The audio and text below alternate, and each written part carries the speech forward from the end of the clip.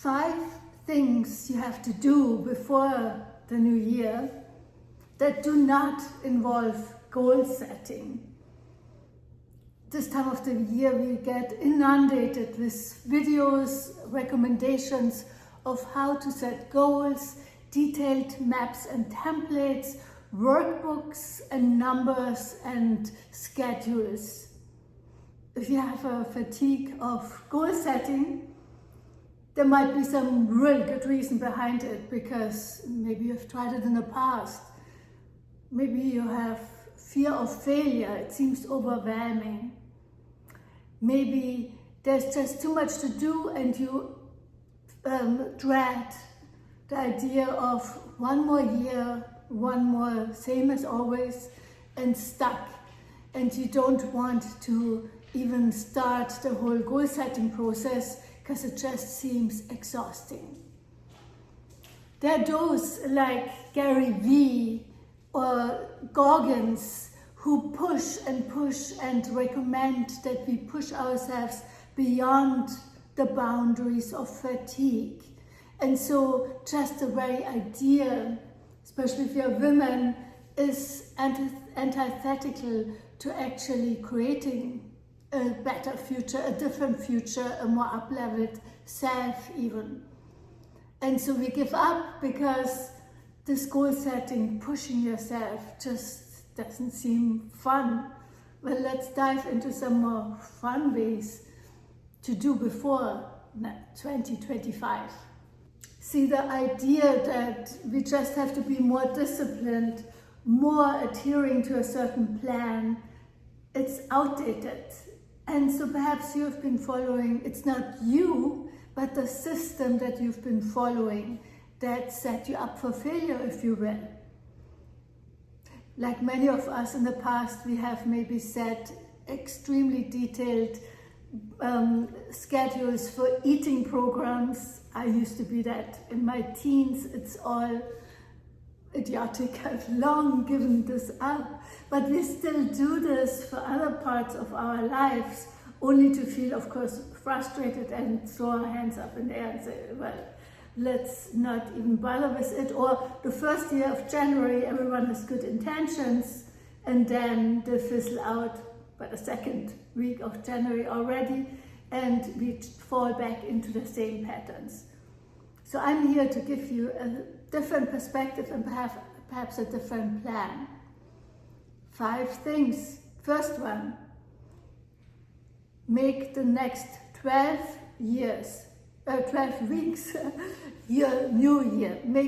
First one, make the next 12 weeks your new year.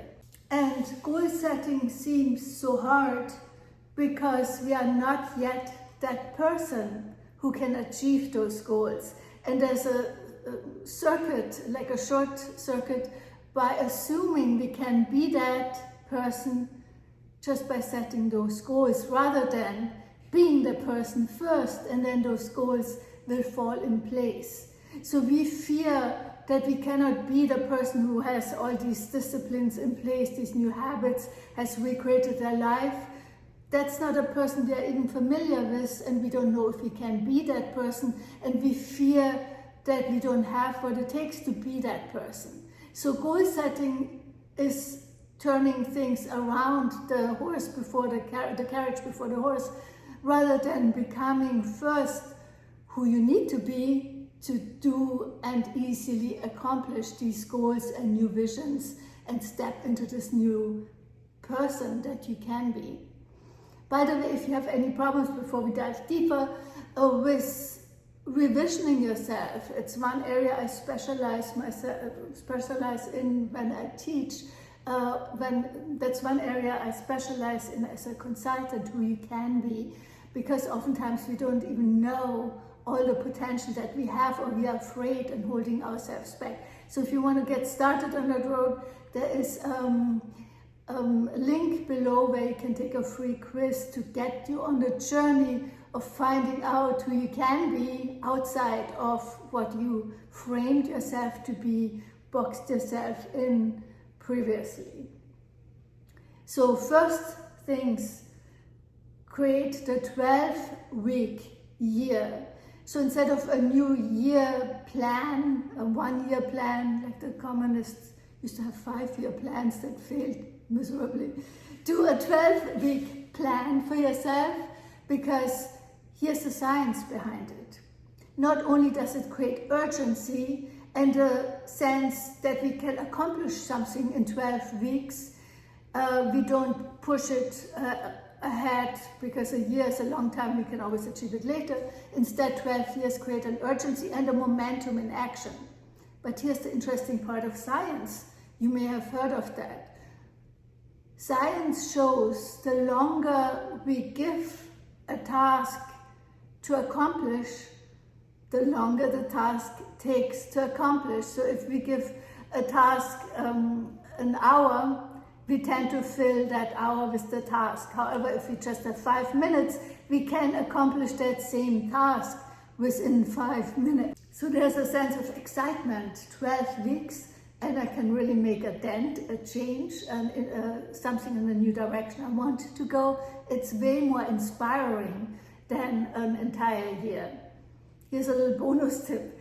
One of the best years I ever had, years ago, I did a journal, and instead of writing something in each journal, I pre-pasted for the next 3 weeks or 12 weeks actually a picture on top of each day that was inspiring. Kind of like children with the advanced calendar, but it was a journal, and each day you could turn a new page and saw that inspiring picture.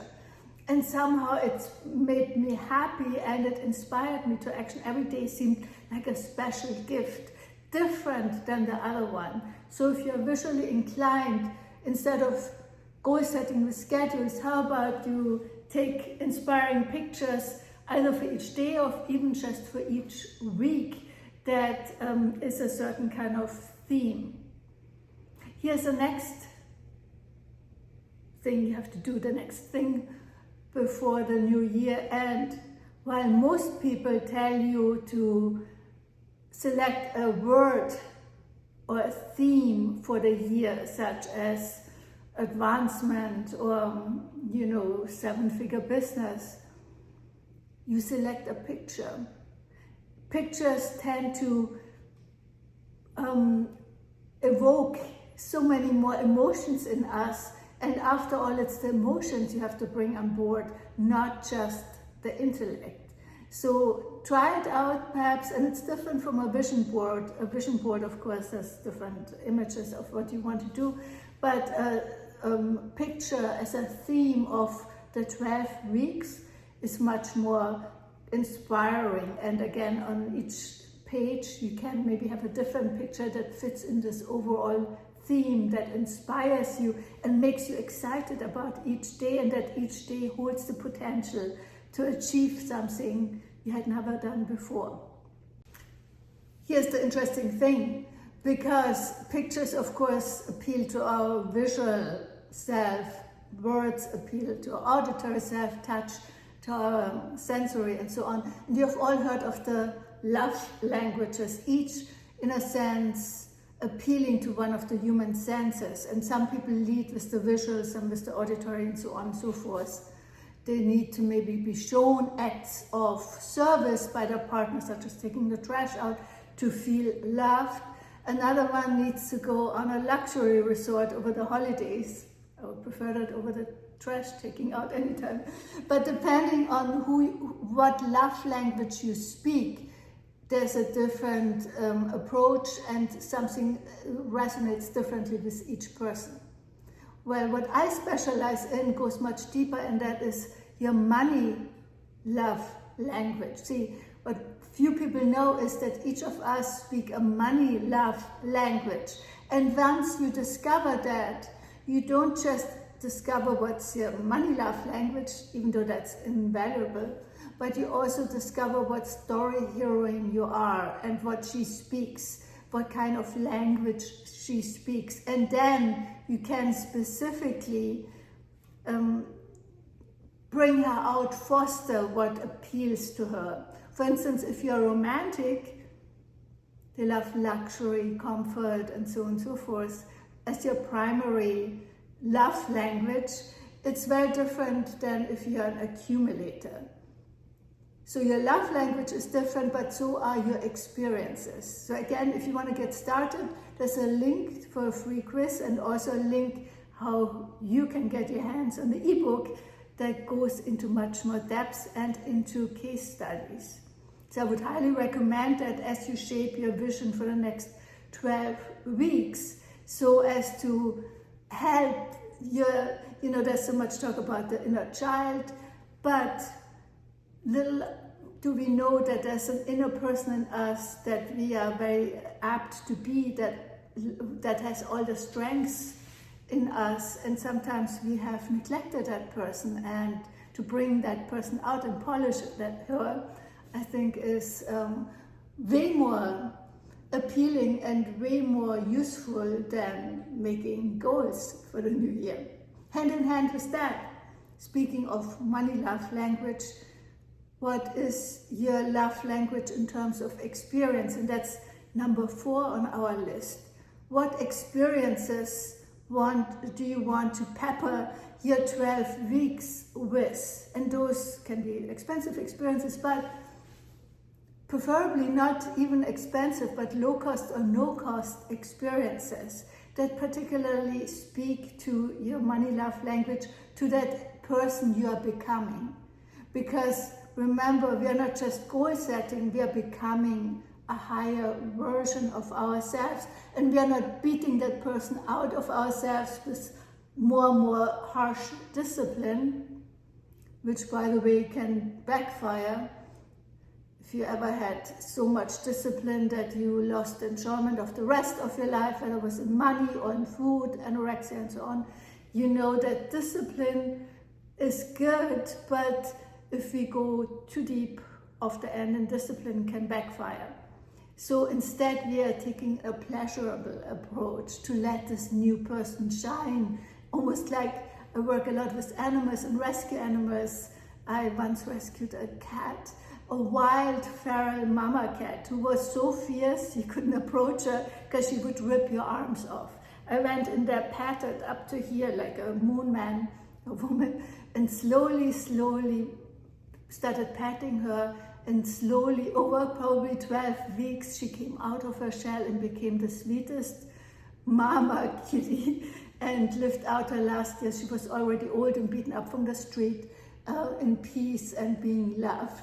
So for that story, let's talk about your best self, and not that it's like a feral cat or needing to live out in the last years, but to bring out something that is deeply hidden in yourself, that hasn't had the right touch, the right experiences to allow yourself to let this come to the fore. So what are some experiences that you can think of that speak to you in particular, and perhaps, again, take the quiz, to that neglected part of yourself that urgently needs to come out for you to be this bigger self that you may have repressed, or that due to circumstances that you had repressed yourself. New experiences are also one of the greatest thing to step outside your comfort zone. Whether that's having coffee in an upscale hotel lobby or bar, or going out with friends to a place you have never been to, even small things like taking different routes to work. It also triggers your brain cells in new ways, because you are not just going on autopilot, but you're actually stimulating yourself to perceive things anew. And these new experiences trigger new brain synapses and create actually new ways of seeing new solutions. Even just walking, let's say you walk your dogs. I have a relative friend of mine, she walks her dogs in different streets almost every day, every week for sure. She changes her route, and inevitably she finds houses that look like run down, that could be flipped, or houses for sale by owner that later become her clients. And each time she takes a new route, she sees new possibilities. She maps out her neighborhood in new ways, and her brain recreate the possibilities for her business. Perhaps that's something you could do in your area.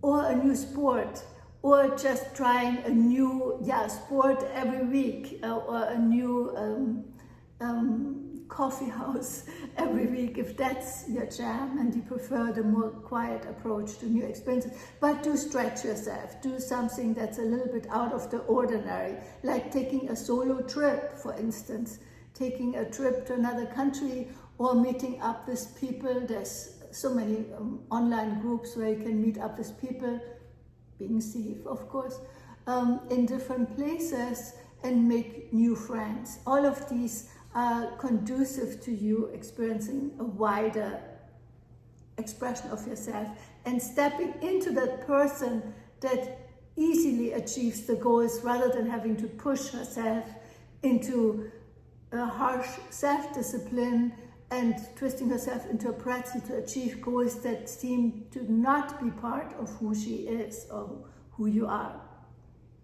And before we step into the future, into the new year, let's revisit the past. Because cleaning out the past is so important, more important than cleaning out your closet, in my opinion.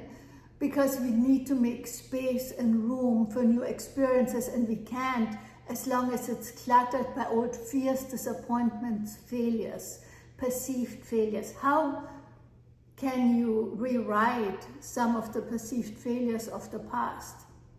We come to the accomplishments in a moment. For instance, a client of mine had a devastating May. Her deal fell through due to something she did that completely messed up the deal, and she was devastated. It seemed like her entire life, her future hinged on that, and she had made a mistaken calculation, and there was a ripple effect, like a domino effect from one to another. Then she made a mistake and then it completely fell apart. She was in agony for weeks. Well, at the end of the year, she sold the house that she was a listing agent for. Turns out there was something by the city on this house that fell off by itself 2 days before she closed the deal at the end of the year. Had she attempted to go through with the deal in May, that she was so devastated that it didn't work out, she would have been in dire straits because the buyers could have sued her. Long story. But sometimes we completely misunderstand, misinterpret a situation, or do not have the full information to correctly assess it. Where in the last year were there moments when you were devastated, or you were like really emotionally upset about a situation, and later turned out it may have even turned to your benefit? And where can you see setbacks as setups for your comeback? For instance, maybe there was a setup which then, a setback that then set you up to learn a new skill that catapulted you and jettisoned you into a comeback you would have never otherwise imagined. So go over the last year, not just 12 weeks, but for every month at least find one experience or one action that seemed at the time a setback that you can reframe as a comeback, as a potential for new growth, even if it's not done yet completely. After that, go back over the 12 years and make again kind of a timeline with 12 divisions, and for each month at least find one accomplishment. Most likely there are many more accomplishments you just kind of forgot or pushed under the carpet, but are actually showing you how capable you are to change your life, change who you are, and elicit a better outcome for yourself. A recap: instead of the 1 year goal setting, do a 12-week as a 1 year. And sometimes in 12 weeks we can accomplish as much as in previous years we accomplished in an entire year. Again, there's a science behind it. Whatever time we allot for something, we fill it in that time, we accomplish it in that time. Create a sense of urgency, but not the disciplinary, harsh urgency, but kind of the momentum, the joy of being in this forward momentum in 12 weeks. Find out what your true story heroine or your prosperity personality, as I call it, is that you may have neglected. If you need help, take the quiz to show you what is your particular strengths for yourself. From that position of knowing who you truly are, someone you may have neglected or even opposed or oppressed, but that's really like the inner child that needs to come out and shine and be polished. From there, establish those moments of enjoyment. What are some of those experiences you can fill your 12 weeks with that are enjoyable, but that also stretch your comfort zone a little bit each time? And as the new experiences come, so does the new brain connection, the new brain connections and synapses that help you see the world differently, approach the world differently, and see solutions and see beyond what seems to be. There's a famous prayer that says, help me see beyond what seems to be. Remember my friend who thought she made a devastating mistake, which turned out to be the best thing she could a couple of months later, and helped her close a deal that she at that time didn't know, but was only possible with the delayed action. Instead of writing schedules, take some visuals, a visual theme, like a lot of people have the word of the year. Take an image of the year that really inspires you, and then perhaps go a step further and cut out images for each week or even each day that fit within this overall theme, so that every day is inspiring and that you see every day holds new potential. And you can fill it with that energy of that image, because images speak to our emotions deep inside. Be that new person, and what once seemed like a blind spot can actually be turned into a stepping stone. So again, go over your failures of the past and reframe them as potentials. The setbacks are the setups for your comeback. But also with the story heroine or prosperity personality that is truly you, sometimes we can see that what we perceived as blind spots are actually stepping stones. For instance, if your core identity is a romantic and you have been beating yourself up for liking luxury, liking leisure and the beauty, and once you know that, instead of fighting against it, you can use it. How can you use that to your benefit? Perhaps you can start a new business even. I know a guy who started a business of great events for high-end luxury experiences. But since he has such a beautiful eye for style and for the experience of true comfort, he knows every little detail to take care of, and he's being paid handsomely for creating these experiences that to him is great joy anyway, and where previously he has beaten himself up for being frivolous instead of being an accountant-like person. He just loves creating beauty and luxury experiences. Well, it turned into one of the most lucrative businesses ever imaginable for him. That's also enjoyable. So once you know who you truly are, you can flip the switch on your blind spots and make it your stepping stones into the new future. And to sum it up, instead of setting goals and then trying to catch up with your identity to those goals, even though you're not that person yet, why not turn it around? Why not step into this new identity in a pleasurable way first, and then fill it up so that the goals go hand in hand with this new person that you are. So let me know what are some of your experiences that you plan in the next 12 weeks that will push the needle forward from a setback as a setup into a comeback, in the best comeback you have ever seen. See you soon.